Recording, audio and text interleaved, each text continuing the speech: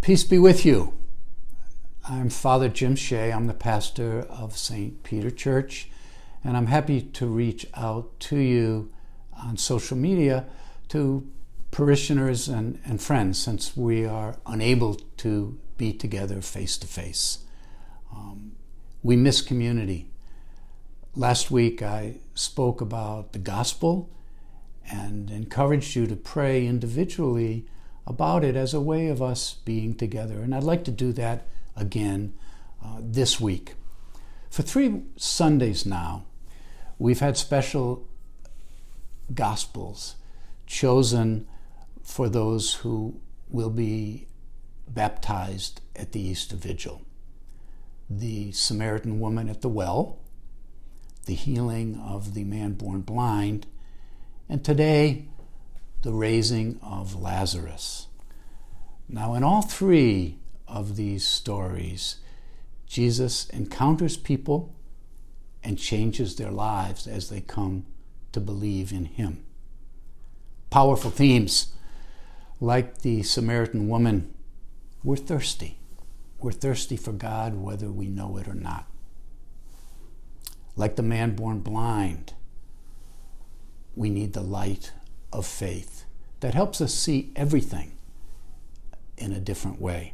Today, we have the last and the greatest of these signs, the raising of the dead man, Lazarus.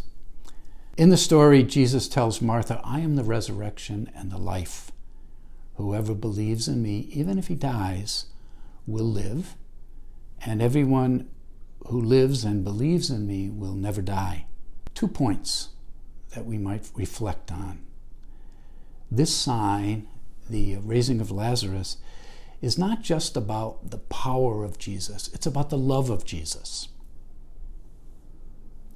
The gospel tells us clearly that Jesus loved Lazarus.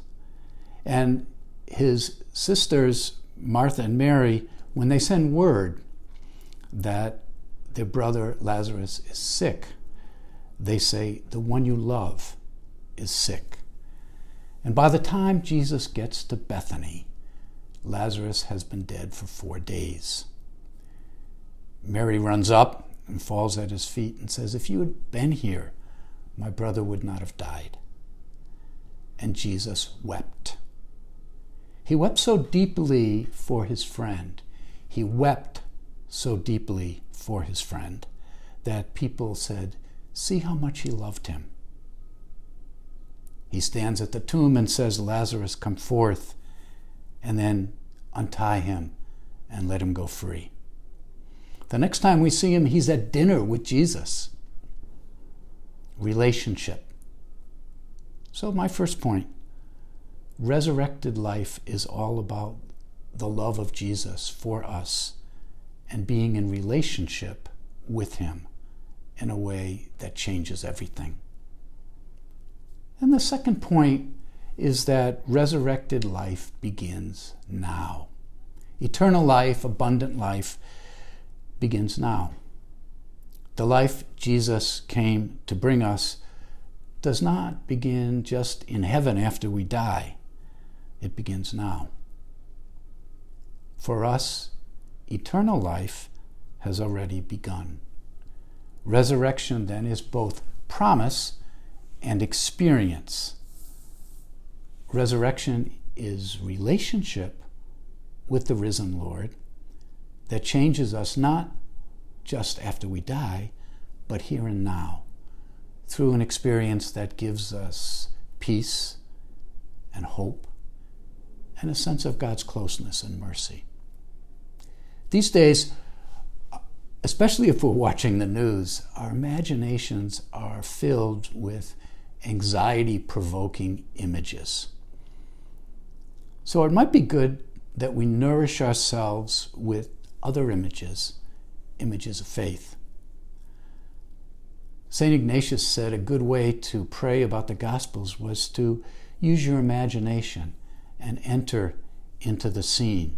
So you might identify with Mary, who meets Jesus and pours out to him her pain, her sadness, and then experiences the compassion of the Lord. You may identify with Lazarus. Can you imagine Jesus calling you by name? Can you hear his voice pouring new life into you, into those anxious, hopeless, lifeless parts of you? In these difficult days, can you imagine Christ's love for you, a love that is stronger than death and fear? We cannot get together to celebrate the Eucharist this weekend. We'll be offering Mass for you in the church. Our parish staff is working hard to connect in any way we can. So look to the website for updates, for ways to nourish your faith. We're grateful for your encouraging notes of support. We're glad that these ways of reaching out are helpful to you.